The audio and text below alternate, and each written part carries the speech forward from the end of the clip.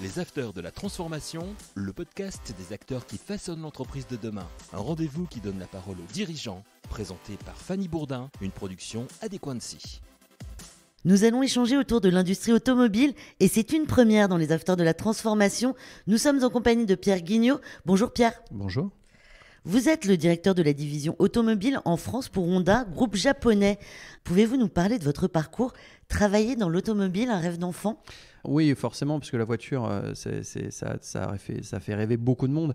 Oui, je suis rentré il y a maintenant plus de 20 ans, donc pas forcément d'ailleurs chez Honda au début, mais on va dire que ça ne m'a jamais quitté depuis 20 ans. Ouais. Vous avez commencé où? Dans groupe Volkswagen, chez Audi, la marque Audi. D'accord. Audi, puis après les 5 marques du groupe Volkswagen. Et vous avez commencé directement dans les voitures, toujours? Vous avez travaillé exclusivement dans l'industrie l'automobile? Automobile, exactement. Après mon école de commerce, j'ai directement intégré l'auto. Et pourquoi? Pour une raison précise? Honnêtement, je vais le dire par hasard au début, mais ensuite par plaisir de la complexité finalement du produit et au fait aussi que j'ai découvert que c'était réellement un secteur extrêmement tourné sur l'humain en fait. Au-delà du produit, c'est un secteur on a du mal à quitter parce qu'en fait il est extrêmement lié aux rapports humains et en fait à toute la dimension de service autour du produit. Et donc en fait ça fait de ce secteur un secteur très attachant. Ouais. Quelles sont les grandes mutations que vous avez vues justement dans vos 20 ans de parcours dans l'industrie automobile? Si je me mets dans l'axe qui est le mien, c'est-à-dire plus l'axe de la distribution, parce que dans mon parcours, je suis plus côté distribution au sens où les constructeurs fabriquent aussi des voitures, on en parlera peut-être après, mais donc si on parle de la distribution et donc des réseaux, et c'est pour ça que je parlais de l'humain, il y a un changement qui est colossal parce qu'au-delà déjà de la complexité et aussi des produits financiers, de la manière dont on utilise aussi sa voiture, il y a aussi toute cette révolution technologique qui a lieu aujourd'hui et qui fait que les femmes et les hommes doivent s'adapter à ces nouvelles technos et sans parler aussi de la digitalisation, de la connectivité des véhicules. Comme c'est un produit assez complexe, oui, en 20 ans, une voiture d'il y a 20 ans et une voiture d'aujourd'hui, c'est juste rien à voir. Aucun rapport. Aucun rapport. Est-ce que les métiers sont toujours les mêmes justement dans l'industrie? Absolument pas. Enfin, les mêmes au sens où on parle toujours à un client et on livre toujours une voiture et on la prépare et on la répare. En revanche, quand on la répare aujourd'hui, on la répare avec un ordinateur. Quand on la livre avec un ordinateur. Quand on l'achète, on l'achète aussi avec un ordinateur. Et quand le client prend possession de sa voiture, il a encore besoin d'un ordinateur pour synchroniser son téléphone et ainsi de suite. Donc en fait, les métiers, non, ils sont en pleine révolution au sens où que ça soit les forces de vente en concession, la prévente, que ça soit aussi chez les constructeurs la relation avec le digital et ainsi de suite. On va dire que la digitalisation a révolutionné ce secteur et on a des profils aujourd'hui recherchés qui n'ont absolument rien à voir avec les profils d'il y a 20-30 ans. Comment se positionne l'industrie automobile aujourd'hui, au sens large du terme? Comme un secteur en crise. Enfin, ça, c'est une certitude. Et pourquoi?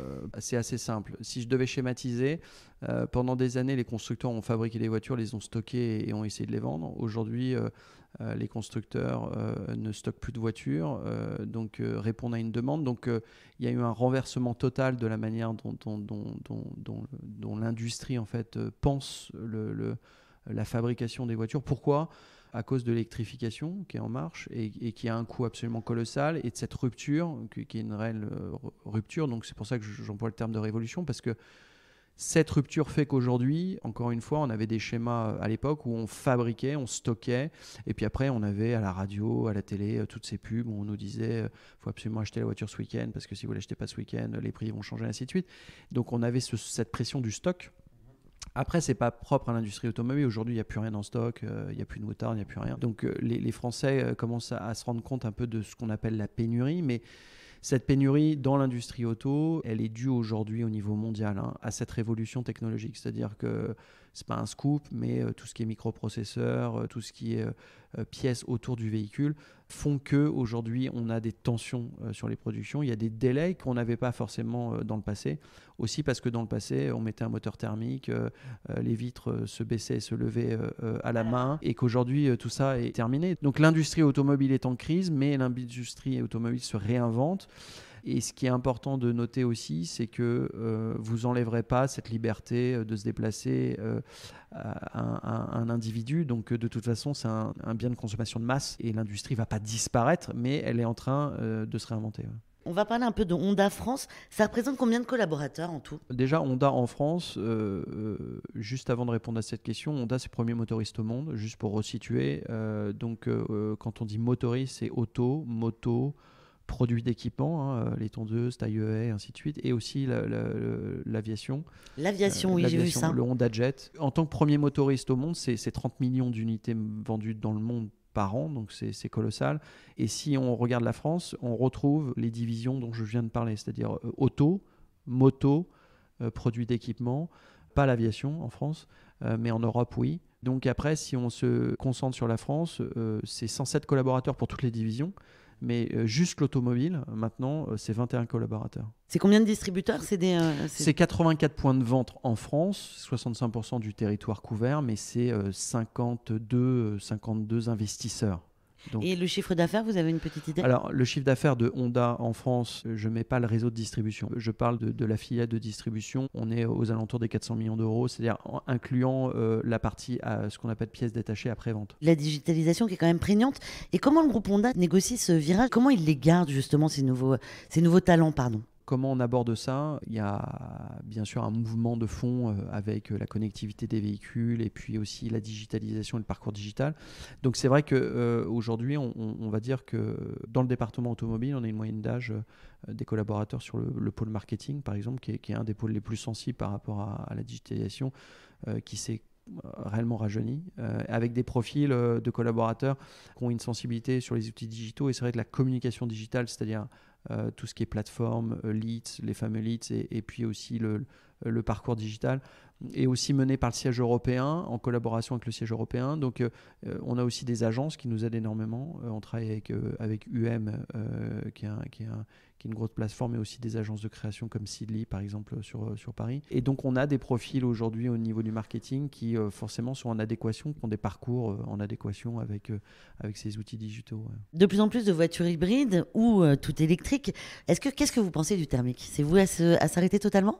Non, alors ça c'est une bonne question parce que en fait au niveau mondial, il faut prendre un tout petit peu de hauteur sur cette question. Déjà en Europe, on va dire les plus drastiques au niveau monde sur les normes. C'est 2035 je crois. Voilà, donc 2035 on dit qu'il n'y a plus de moteurs thermiques à la vente, j'insiste. Donc ça ne veut pas dire qu'il n'y a pas de voitures thermiques qui roulent, hein, parce qu'aujourd'hui le parc roulant c'est 40 millions d'unités sur le parc français.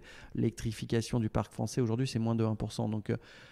Donc même s'il se vend neuf aujourd'hui en France entre 15 et on va dire 18% de véhicules électriques, que 15 à 18% aujourd'hui, sur le parc qui roule, c'est très peu par rapport au parc roulant. Donc pour aller sur la question, la fin du moteur thermique, c'est pas pour tout de suite. En tout cas, si on parle d'hybridation, c'est bien un moteur thermique qui sert de générateur. En tout cas, le full hybride, ce qu'on appelle le full hybride chez Honda, c'est un moteur thermique qui génère de l'électricité et c'est un moteur électrique qui fait avancer la voiture.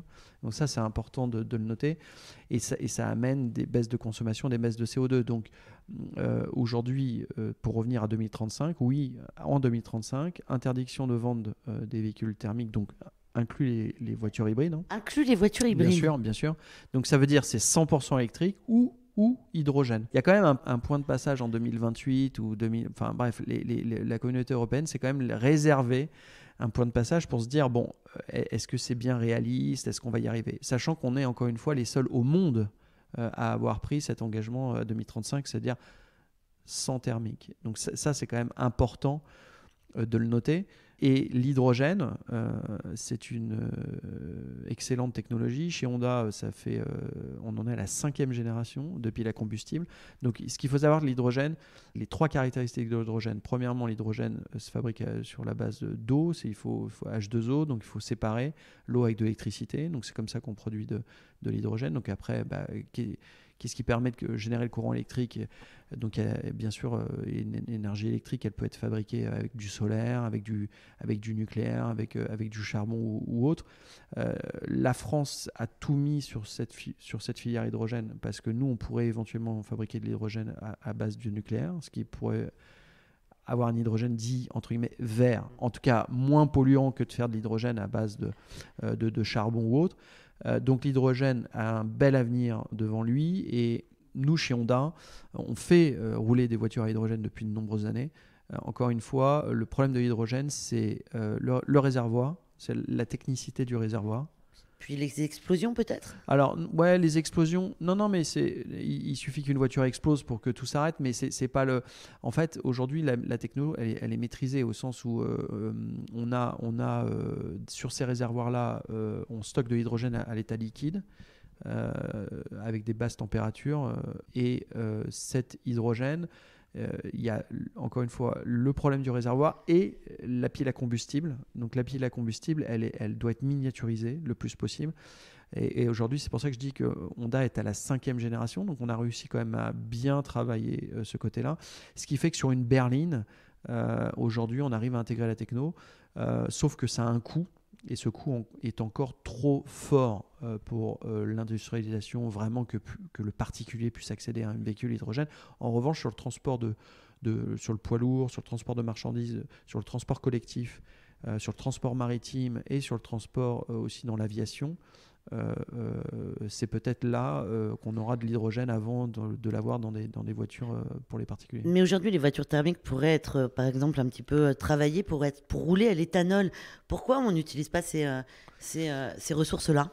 Tout ce qui est carburant vert, tout ce qui est effectivement, tout ce qui est alternative sur des moteurs déjà existants. Sur des moteurs déjà existants, c'est une bonne question. Aujourd'hui, nous, en tant que constructeurs, la réponse, elle est simple. C'est qu'on est face à une décision politique qui a été prise, qui a été entérinée et sur laquelle nous, en tant qu'industriels, on est obligé d'en tenir compte. Parce que pour vous redonner un chiffre, mais un industriel, quand vous lui demandez un effort industriel, par exemple d'électrification, c'est-à-dire de recherche, développement, ainsi de suite, on se parle à 10 ans. C'est-à-dire au moment où vous le dites et au moment où ça apparaît, il faut lui laisser 10 ans. Donc on ne peut pas s'amuser à faire du yo-yo avec des législations ou à se dire finalement, entre guillemets, on s'est trompé, alors finalement on va véhicule éthanol et cela. Donc comme ça a été décidé et comme ça a été entériné, aujourd'hui, et c'est pour ça d'ailleurs qu'à marche forcée, les constructeurs lancent des véhicules maintenant 100% électriques ou hybrides, parce que chez Honda, on a du 100% électrique et du full hybride. Oui, mais le full hybride, comme vous nous l'avez dit, en 2035, vous ne pourrez plus en vendre. Alors, on peut en vendre jusqu'au 31 décembre 2034. Il y a quand même de quoi faire. Il y a quand même de quoi faire, vu qu'on est juste en 2022, fin 2022. Donc, on a encore, on a encore 2 ans. Donc, on ne va pas se priver. C'est-à-dire que graduellement, c'est une question intéressante. Bien sûr que graduellement, on va avoir de plus en plus, je parle pour l'Europe, en tout cas de plus en plus de véhicules 100% électriques. Mais oui, aujourd'hui, nous, chez Honda, on fait coexister les deux.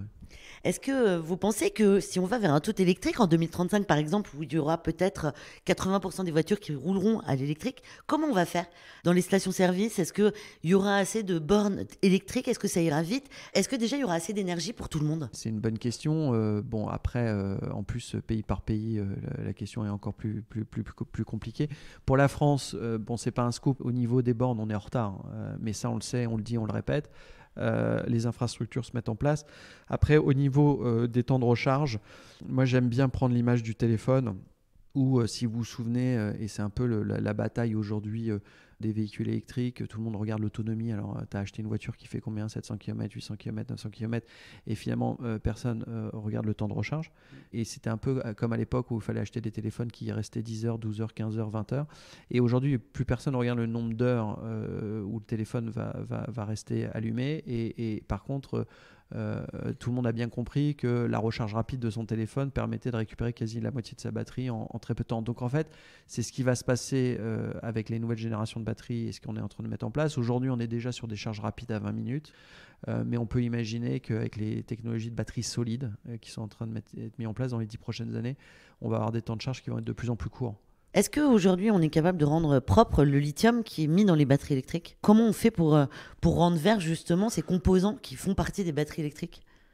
C'est une question assez complexe. En tout cas, en ce qui concerne, je peux répondre sur Honda, mais en tant que constructeur, on est tenu de recycler l'intégralité de la voiture et inclure les batteries. Donc il y a des filières, il y a des filières pour aller dans votre sens. quand je dis vert, c'est en tout cas de Recyclage. régénération et de recyclage des batteries, ça c'est même obligatoire. Donc aujourd'hui, on maîtrise aujourd'hui ça. Enfin, je veux dire, techniquement, c'est possible. Et on le fait d'ailleurs. C'est marrant, je ne vais pas dire systématique, mais on cristallise un peu cette question sur l'automobile. Mais les batteries, ça fait longtemps aujourd'hui sur les trottinettes, les téléphones et ainsi de suite. Et même, je dirais, c'est même pire parce que plus le bien de conso est petit, plus en fait on n'y prête pas attention, mais finalement les téléphones parfois sont jetés à la poubelle et ainsi de suite, alors qu'ils ont au sein du téléphone des batteries qui doivent pouvoir et qui doivent d'ailleurs être recyclées. Donc non, au niveau des matières, en tout cas des matières premières, oui, on est sur des matières premières qui posent question en termes de ressources, hein, parce que c'est pas illimité. Et c'est pour ça d'ailleurs que chez Honda, en tout cas, ils travaillent, je parle sur l'électrification, sur des nouvelles générations de batteries avec des nouvelles technologies, notamment la part ce qu'on appelle les batteries solides, qui auraient des durées de vie plus longues, qui seraient aussi plus légères et qui seraient aussi en capacité d'être recyclées plus facilement. Ça bouge assez vite et en permanence. La RSE est devenue au fil des années un allié incontournable pour les ressources humaines dans tous les secteurs d'activité. Comme les jeunes talents sont de plus en plus sensibles à ces sujets, comment la RSE a pris le tournant du monde automobile ? Comment ça se passe dans le monde automobile, la RSE ? J'aurais 2 réponses. Premièrement, depuis toujours, déjà, on commençait à récupérer tout ce qui est les huiles et ainsi de suite. Bon, ça, c'était la partie, on va dire, plus... recyclage. Maintenant, la vie qu'on a aujourd'hui par rapport à l'énergie et compte tenu du fait que je vais surtout parler du réseau de distribution des concessionnaires, qu'ils ont des grandes surfaces et ça consomme énormément d'énergie du type électricité et autres. Aujourd'hui, je ne vais pas dire que c'est une marche forcée, mais c'est quelque chose qui est en train de se mettre en place assez rapidement. Par exemple, dans les aires de lavage pour laver les voitures, on récupère les eaux. Elles sont recyclées et elles sont réinjectées. De plus en plus de concessions, bien sûr, qui ont switché l'intégralité de leur éclairage sur la technologie LED. On a des concessions aujourd'hui qui s'équipent de panneaux solaires aussi parce qu'elles ont des énormes surfaces de toit. Donc ça leur permet de générer de l'électricité. Et c'est vrai qu'ils chauffent, ils éclairent. Donc c'est aujourd'hui, c'est une vraie prise de conscience. Et il y a énormément d'initiatives, en tout cas dans le réseau, pour justement... avoir cette démarche RSE dont vous parlez. Des technologies de plus en plus pointues. Je vais prendre l'exemple de Tesla. Une voiture Tesla est capable de trouver toutes les bornes de rechargement en France, par exemple. Si on a une Tesla en France, c'est comme ça que ça se passe. Est-ce que Honda pense à des solutions comme ça ? En ce qui concerne Honda, c'est pas dans le plan de marche du constructeur de créer un réseau de distribution. En revanche, on a mis en place sur nos véhicules électriques une borne sans rentrer dans le terme technique, mais qui va dans les 2 sens. C'est-à-dire Honda a développé, parce que justement quand je présentais l'entreprise, c'est la voiture, la moto, mais aussi ce qui est produit d'équipement. Donc on est sur les générateurs, on est sur tout ça. Et on a créé une borne qui va dans les 2 sens, c'est-à-dire qui recharge votre voiture et qui à domicile, une fois que la voiture est rechargée le soir, si elle arrive avec de la puissance encore, est capable de renvoyer le courant au sein de l'habitation. Et ça c'est un énorme axe de développement chez Honda, mais aussi pour l'industrie automobile 100% électrique en général. Aujourd'hui, la voiture doit être pensée comme ça, c'est-à-dire que vous n'allez pas dans les 2 sens d'une manière automatique. Donc aujourd'hui, sur l'espace public ou sur l'espace privé, à terme, le pool de voitures électriques pourrait soit se charger si elle est déchargée pour pouvoir avancer, et quand elle est au repos, venir compléter le réseau électrique. Et ça, c'est génial. Pourquoi ? Parce que pourquoi aller tirer sur l'électrique grand public à domicile si ma voiture dans mon garage a encore du courant et que je l'indique, c'est-à-dire et que je sais que j'en ai pas besoin le lendemain, par exemple. Donc elle pourrait très bien m'allumer mon grille-pain, faire marcher mes plaques et sans aller tirer du courant sur le réseau public, alors que le courant, je l'ai finalement dans le garage. Ce qui serait pas mal actuellement. Ce qui serait pas mal actuellement, ça éviterait les pics de consommation. Et donc ça, c'est le grid to grid, enfin en anglais grid to grid, qui a été développé en tout cas chez Honda, mais qui n'est pas une exclusivité Honda, hein, bien sûr, ce que je suis en train de dire. Mais pour répondre à votre question, c'est on travaille sur ces bornes-là intelligentes qui vont dans les 2 sens et qui peuvent être installées à domicile. Et on est déjà en expérimentation sur cette technologie sur le marché allemand, et sur le marché aussi en Angleterre pour avoir un retour d'expérience. Quel est le futur de l'industrie automobile ? pour vous? Le futur de l'industrie automobile, il est forcément comme provider de mobilité, c'est-à-dire continuer à remplir le rôle qu'a toujours eu cette industrie, c'est-à-dire de procurer une liberté individuelle qui ne sera pour moi jamais remis en cause, en tout cas je vais dire dans des pays démocratiques, parce qu'il ne faut pas oublier aussi que l'industrie automobile au sens large, c'est pas quelque chose de si évident. Enfin, je veux dire, nous on regarde ça avec un œil d'Européen, mais je veux dire, il y a certaines zones géographiques aujourd'hui qui accèdent que maintenant à la voiture. Et nous on le voit d'ailleurs chez Honda au niveau mondial en tant que motoriste sur les marchés du deux roues. Et en fait, on a des baisses de parts de marché à certains endroits, pas parce que en fait, y a d'autres fabricants de deux roues qui nous prennent nos parts de marché, c'est parce qu'en fait, ils passent du deux roues au quatre roues. Et en fait, ils se déplaçaient en scooter ou en mobilette parce qu'ils n'avaient pas les moyens d'acheter une voiture. Et donc, l'industrie automobile, elle a un rôle essentiel, en tout cas dans le futur, pour être en fait le plus respectueux de la planète. Mais si je reviens à Honda, et pour conclure, quand Soichiro Honda avait créé Honda, et il avait dit I want to create a company that society want to exist. Donc c'était clairement le fait de se dire moi je crée Honda au sens large pour répondre à un besoin, mais qui respecte le besoin de l'individu, mais aussi de la planète. Et aujourd'hui, voilà, dans toute l'histoire de la marque, que ça a été Clean Act aux États-Unis, par exemple avec le moteur CVCC aux États-Unis, qui répondait aux normes Clean Act pendant le choc pétrolier dans les années 70. Aujourd'hui, Honda est face à des enjeux d'innovation et de technologie, et on y fait face parce que c'est dans l'ADN, de l'entreprise. Cette interview touche à sa fin. Merci pour cet éclairage sur l'industrie automobile. Merci. Je rappelle que vous êtes directeur de la division automobile pour Honda France. Merci à toutes et à tous de nous écouter. N'oubliez pas de vous abonner au podcast des Acteurs de la Transformation sur vos plateformes d'écoute préférées. À la semaine prochaine. Les Afters de la Transformation, une émission à écouter et à télécharger sur adequancy.com et toutes les plateformes de podcast.